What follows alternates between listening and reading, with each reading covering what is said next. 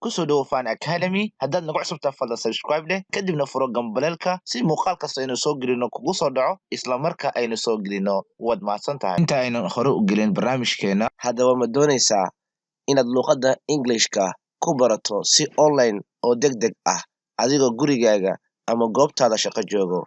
Jawaabtaadu hadday tahay haa, la xidhiidh cinwaanada shaashada kaaga muuqda.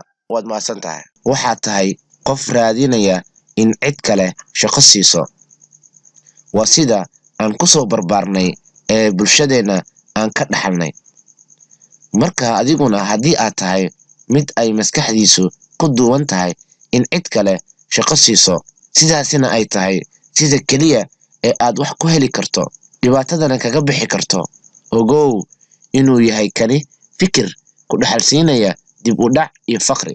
Dunidan dhaqaalaheedu horumaray waxaa hormud u ah rag leh hal abuurnimo iyo abuuris shaqo madax bannaan. Waxaa tusaale taaban kara ah sida Maraykanka iyo Japan. Haddii aynan jiri lahayn ragga ay tusaalaha u yihiin Ford, Bill Gates, Toyota iyo kuwa la midka ah, horumarkaasi iyo qaninimadaasi ma jirteen.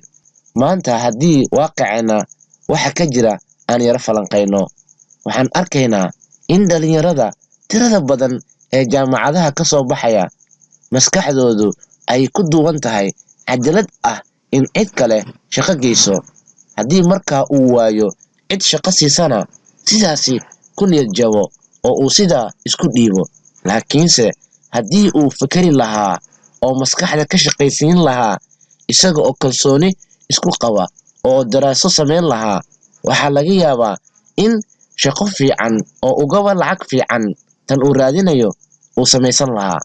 Laakiinse qorshahaba uguma jirto inuu isagu shaqo samaysan karo.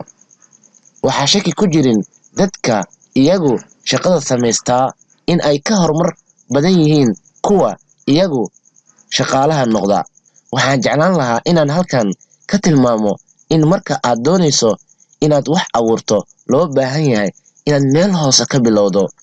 Arrintaasina waxaa ku dhiirada dadka aan wax baran ee aan heer jaamacadeed gaadhin. Taasina waa ta u suurtagelisa inay horumar ka gaadhaan ganacsiga. Laakiin mushkiladda haysata dhalinyarada jaamacadaha ka baxda waxay doonayaan in ay meel sare wax ka bilaabaan. Taasina waa tan keenta in dadka jaamacadaha ka baxa ee ganacsiga gala ay aad u tiro yar yihiin, halka dadka hantida leh intooda badan ay yihiin dad aan aqoon badan lahayn. Taasi macnaheedu ma aha in aqoontu dib u dhac keento, ee kolba sida loo adeegsado aqoonta ayay ku xidhan tahay. Shaki kuma jiro qofka aqoonta leh haddii uu ganacsi bilaabo oo meel hoose uu ka bilaabo inuu ka horumar badanayo ka aan aqoonta lahayn. Laakiinse mushkiladdu waxay tahay inuu qofkii aqoonta lahaa ogolayn in meel hoose uu wax ka bilaabo.